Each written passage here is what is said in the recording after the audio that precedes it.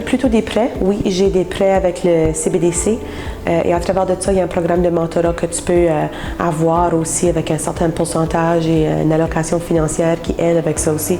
Alors oui, je trouve ça très important. Il y a des formations gratuites qu'on peut participer qui est très intéressant. Souvent, je suis trop occupée pour y aller, mais me donnant le temps d'aller à ces formations, il y a des appuis, il y a des informations, il y a un partage de ressources riches qui se passe. Et oui, c'est disponible. Ouais.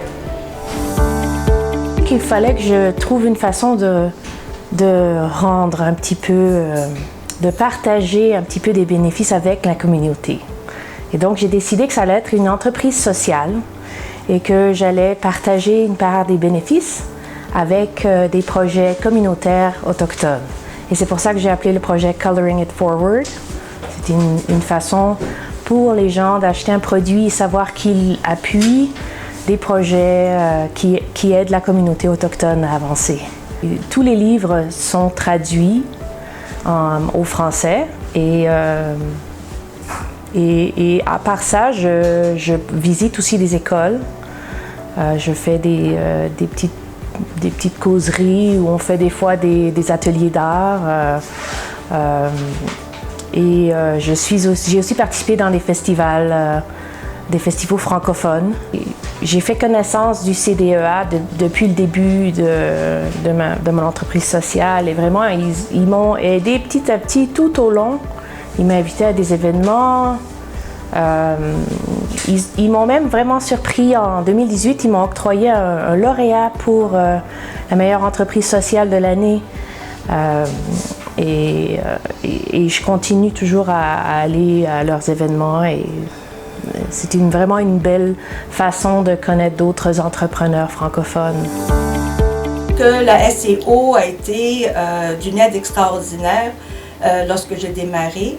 Ce que j'ai aussi fait, c'est que je me suis embauchée un coach qui m'a appris à parler différemment aux clients, c'est-à-dire parler dans le langage de la vente, parler dans le langage qui fait que je puisse, par les questions que je leur pose, connaître leurs difficultés, leurs problèmes, leurs maux de tête, afin de leur présenter des solutions qui vont les aider à la réussite de leur entreprise. Je dis, le réseautage est très important et quand nous avons une façon différente dans nos pays africains, et tu vois, quand tu entres dans l'entrepreneuriat et si tu ne sais pas quoi faire, tu fermes. Si tu n'as pas de mentor, tu vas fermer. Et je dis toujours merci à cette école, Micro Business Link. Sans cette école, je ne saurais pas où je suis. Non, ça c'est la vérité. Je ne saurais même pas quoi faire. Je ne saurais même pas où aller pour me parler de moi, pour parler de mes services, pour parler de mon organisation. Le réseautage est important en tant qu'entrepreneur. Tu peux parler à quelqu'un et peut-être la personne n'a même pas besoin de tes services aujourd'hui, mais il peut rencontrer quelqu'un d'autre. Et c'est comme ça que ton nom est dehors, right?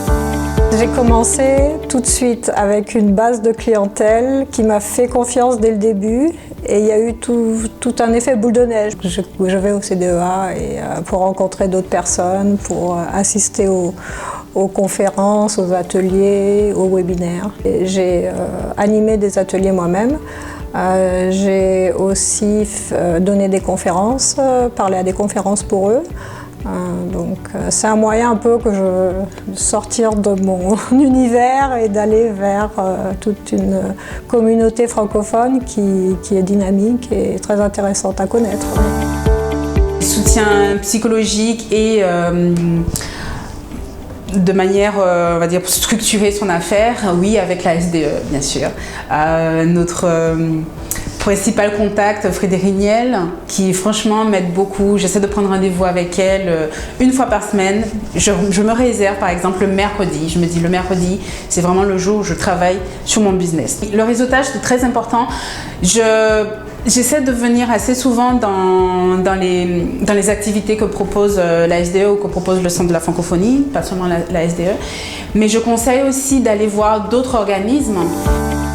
La SDE m'a beaucoup aidée Alors il faut savoir qu'ils ont une conseillère en entreprise, Frédéric Niel, avec qui on peut réserver des heures de consultation. Ça m'a beaucoup aidée et j'y suis allée régulièrement depuis le début de mon projet. Ça permet d'avoir un avis extérieur sur ce que l'on fait et d'avoir des conseils d'une professionnelle qui est déjà passée par là. La SDE, encore une fois, propose des ateliers pour les hommes et pour les femmes sur des sujets très variés qui touchent à l'entrepreneuriat. Ça comprend les finances, comment bien se présenter en public, beaucoup d'aspects qui aident et qui favorisent les rencontres avec d'autres entrepreneurs passionnés. Et enfin, toujours à la SDE, il y a un groupe femmes d'affaires en mouvement, réservé aux femmes entrepreneurs. Dans la même idée, on apprend beaucoup, on échange avec d'autres femmes et on s'entraide beaucoup. J'ai été aidée avec le CDA. Mon mentor, c'est Joris. Et lui, c'est les deux. Il m'a aidé moralement. Moralement et aussi finance, dans le fond, qu'il m'a aidé à que la business soit plus concentrée dans mon type de clientèle. Et vu que je me concentre plus dans ce type de clientèle, la business a plus de profit. Donc, oui, j'ai beaucoup été aidée par le CDA, dans le fond. C'est une équipe qui sont toujours là, moralement et tout. Dans le fond, gestion de la business, tout. Oui. J'ai été soutenue par deux organismes à but non lucratif,